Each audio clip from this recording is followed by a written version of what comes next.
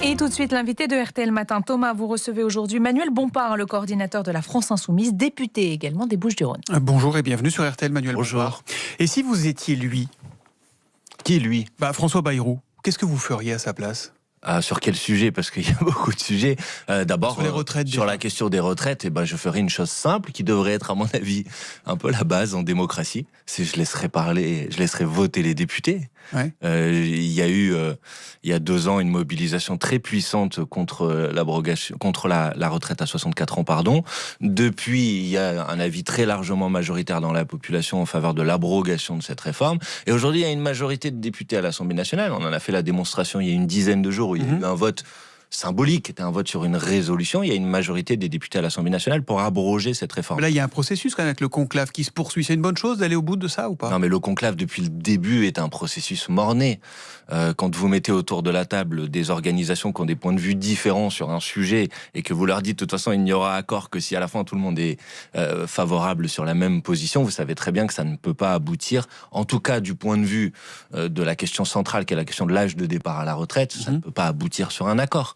Donc c'est la raison pour laquelle c'est bien que les partenaires sociaux discutent parfois, mais il y a une démocratie en France et il y a une Assemblée nationale. François Bayrou a dit le texte qui sortira du conclave, s'il y en a un, sera présenté aux députés. Oui, mais... Sinon, c'est la réforme de 2023, la réforme Borne qui s'appliquera. Oui, mais précisément, vous voyez bien la dimension supercherie de tout ça.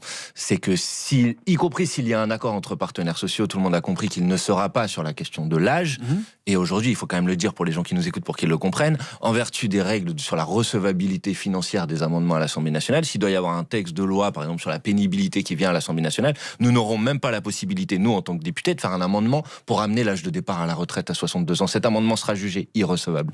Donc c'est quand même, je sais pas, ça me semble être quand même un principe de base qu'en démocratie et sur un sujet aussi important, juste les députés puissent voter. Est-ce que c'est pas un sujet pour 2027? En fait, est-ce qu'il ne faut pas dire, bon voilà, ça fait 2 ans qu'on est là-dessus, ça avance pas, les partenaires sociaux se mettent pas d'accord, les partis politiques se mettent pas d'accord. Est-ce qu'il ne faut pas se dire, voilà, c'est les Français qui trancheront à la prochaine présidentielle? Mais Thomas Soto, c'est pas les partis politiques ne se mettent pas d'accord, c'est l'Assemblée nationale est empêchée de voter par l'action du gouvernement. C'est quand même plus grave que ça.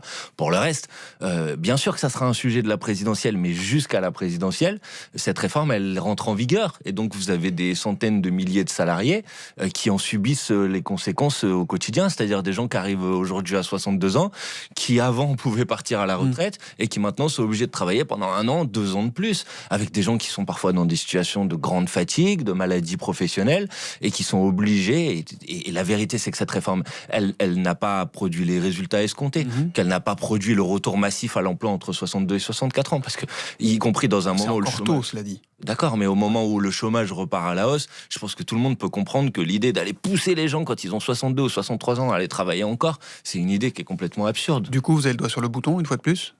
Oui, bien sûr. La censure? Évidemment, à partir du moment où ce conclave, moi je vais être très clair, à partir du moment où ce conclave n'aboutit pas sur l'abrogation de la réforme des retraites, nous déposerons une motion de censure. Donc quand?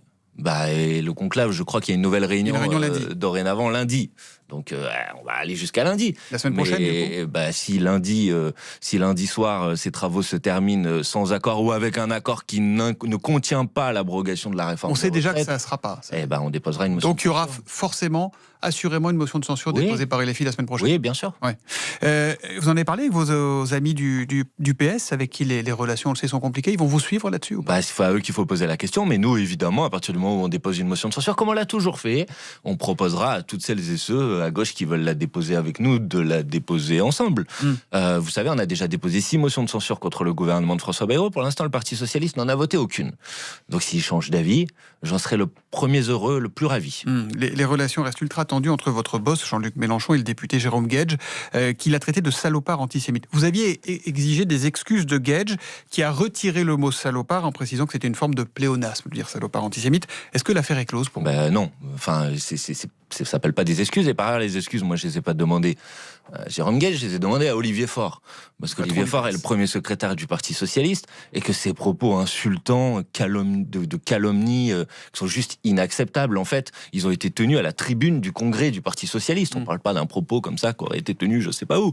On parle d'un propos qui a eu lieu à l'intérieur du congrès du Parti socialiste. Et je pense que tout le monde peut comprendre qu'avec ce type de propos, ça obère de fait de leur fait, de leur fort, il a dit en gros, toute capacité de travailler ensemble. Une fois pour toutes et qu'ils arrêtent de se chercher. À l'époque, on réglait ça au duel. Non mais c'est ridicule. D'abord, il renvoie dos à dos une personne qui s'est fait insulter et une personne qui a commis cette insulte. Après, franchement, je trouve ça ridicule. Je vais vous dire sincèrement, je ne vais pas donner beaucoup d'importance à Monsieur Gage. Et franchement, voir que le congrès du Parti socialiste, alors qu'on est dans des bouleversements mondiaux, des risques de guerre à l'échelle internationale, la crise climatique, elle est là et qu'on est obligé d'agir face à ça. Voir que le seul sujet de préoccupation du Parti socialiste au congrès du Parti socialiste, c'est le rapport à la France insoumise et à Jean-Luc Mélenchon. Je trouve ça quand même vraiment à côté de la plaque. Vous pouvez travailler avec eux encore ? C'est clair que si Olivier Faure présente pas des excuses et s'il considère que ce type de propos, c'est le mode de relation normale entre les formations politiques à gauche, je pense que tout le monde comprendra que dans ce cas-là, c'est impossible de travailler avec le Parti socialiste. Au moins, c'est clair. Qui présente des excuses, parce que sinon, ça veut dire que c'est la ligne du Parti socialiste. Sinon, il y a rupture claire et nette.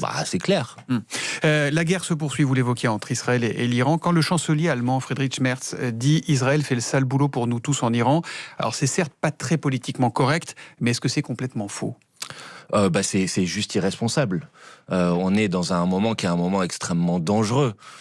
Tout le monde voit bien, y compris avec les dernières déclarations de Donald Trump hier soir, que l'hypothèse d'une généralisation de la guerre à toute la région, et même au-delà, si les États-Unis rentrent dans ce conflit, c'est une guerre qui prend une dimension quasi mondiale. C'est un moment très, très dangereux pour le monde. Mais il faut laisser les Iraniens avoir l'arme nucléaire avec leur régime ultra. Mais non, mais attendez. Évidemment qu'il y a eu un accord sur le nucléaire iranien, ce serait quand même intéressant de le rappeler. Et cet accord-là, il était amplement respecté par tout le monde, jusqu'à ce que Trump, lors de son premier mandat, jusqu'à ce que Trump, lors de son premier mandat, se retire unilatéralement de cet accord. Mais jusque-là, cet accord avait été totalement respecté.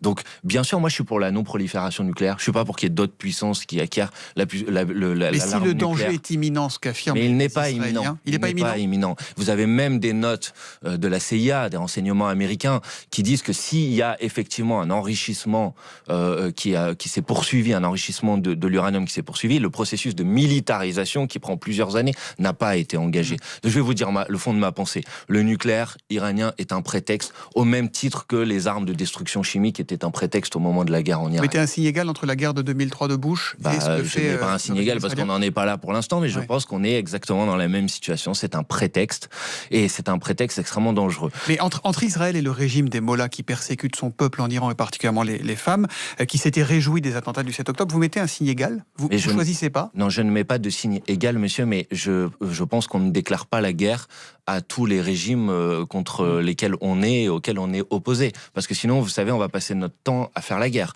Parce que je peux vous faire une collection de régimes qui ne me conviennent pas du tout. Moi, j'ai pas de leçon à recevoir sur ce sujet. Vous savez, les députés insoumis, ils parrainent, par exemple, des personnes qui sont condamnées à mort par le régime des mollahs. Par contre, la différence avec d'autres, c'est que moi, j'ai autant de compassion pour des civils iraniens tués par les mollahs que pour des civils iraniens tués par des bombes israéliennes. Vous voyez ? Donc, et vous dites pas que le monde serait peut-être moins compliqué, cette région, sans l'ayatollah Khamenei ? Mais c'est pas à qui que ce soit de l'extérieur d'organiser les conditions d'un changement de régime. C'est à la population, c'est au peuple iranien qui souffre beaucoup d'ailleurs. C'est à lui de régler et de répondre à cette question. En tout cas, cette guerre ne doit pas être la nôtre. C'est pas une guerre. Cette guerre, ne peut pas être la nôtre, et la France ne peut pas accepter l'idée de se ranger du côté d'un agresseur, parce que dans cette situation, c'est Israël qui est l'agresseur et qui a commis un acte qui est une violation du droit international. Pardon, mais si la France ne respecte pas et ne fait pas valoir le droit international, qui va le faire ? Donc moi, je pense que maintenant, l'urgence, c'est la désescalade. L'urgence, c'est que la France organise et convoque une réunion du Conseil de sécurité des Nations Unies. Les Nations Unies, ça n'existe plus aujourd'hui.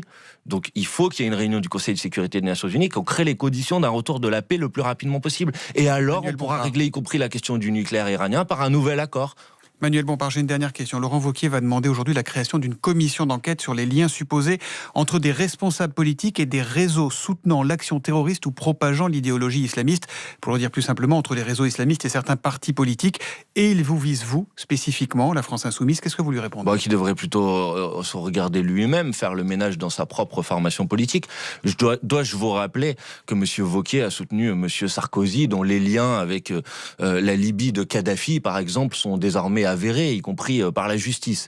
Dois-je vous rappeler que c'est monsieur Sarkozy qui, par exemple, avait institutionnalisé l'UOIF, avait participé à des congrès. Donc, moi, je lui conseille, s'il veut faire une commission d'enquête, de la faire à l'intérieur de sa formation. Et vous dites politique, banco, pas à l'intérieur on n'a rien à cacher. Non, parce que c'est ridicule et parce que l'Assemblée nationale a mieux à faire que d'essayer de donner une forme de crédibilité au fantasme de Laurent Wauquiez qui n'existe pas. Merci beaucoup d'être venu sur RTL ce matin, Manuel Bompard.